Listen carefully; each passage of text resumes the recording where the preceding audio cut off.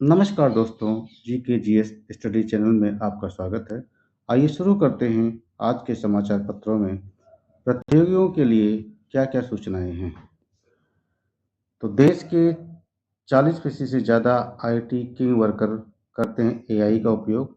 तो अभी AI आया हुआ है और उसमें कितने लोग करते हैं और कब भारत का क्या होगा कि रोजगार क्षमता क्या होगी, क्या लिखा हुआ है, पूरा निकला हुआ है कि बढ़कर 54% महिलाओं पुरुषों में इतना है, कुशल पेशेवर कितने हैं, ये सारी चीज़ें इस न्यूज़पेपर्स में निकला हुआ है। कितना परसेंट AI का यूज करते हैं।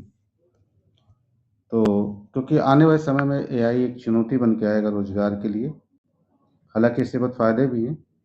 फिर अगला है डॉक्टर उमर ने किया था धमाका। 6 दिसंबर को दिल्ली में 26/11 जैसे हमले की साजिश थी, तो एक बहुत बड़ा हमला नाकाम हुआ है और 6 दिसंबर को दिल्ली में हमले की साजिश कर रहे थे डॉक्टर उमर।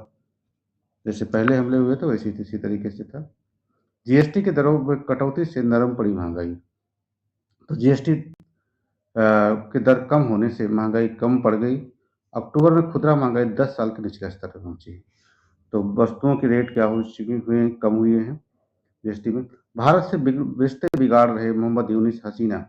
तो बांग्लादेश के पूर्व प्रधानमंत्री ने कहा कि जो वर्तमान प्रधानमंत्री हैं मोहम्मद यूनिस, वो भारत से क्या रिश्ते बिगाड़ रहे हैं। वर्तमान प्रमुख सचिव भी बन सकेंगे नए शिक्षा चयन आयोग के अध्यक्ष।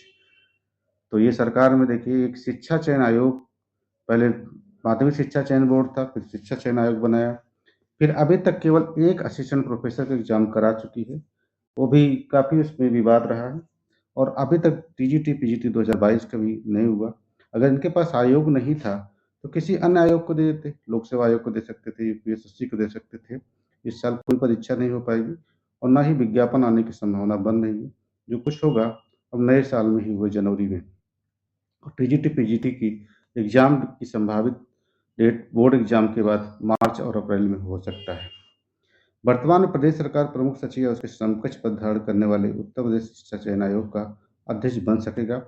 कैबिनेट ने नई सर्कुलेशन उत्तर प्रदेश शिक्षा चयन आयोग संशोधन अध्यादेश की स्वीकृति दे दी है। इसके साथ ही आयोग जल्द ही नया अध्यक्ष बन सकता है। तो ये पूरा उसी में लिया गया है कि बनेगा अभी, इनका जारी किया गया है, इसके बाद नियुक्ति होगी और नियुक्ति के बाद अध्यक्ष आएंगे, फिर अध्यक्ष समझेंगे और समझने के बाद ही वो कुछ कार्य कर पाएंगे। तो नवंबर तो ऐसे निकल गया, निकल ही जाएगा, जो बचा वो भी दिन निकल जाएंगे। फिर दूध की भर्ती होगी तो कम से कम विज्ञापन जारी करने में 2 महीने लग जाएंगे इनको और एग्जाम कराने में मार्च अप्रैल से ही हो गए।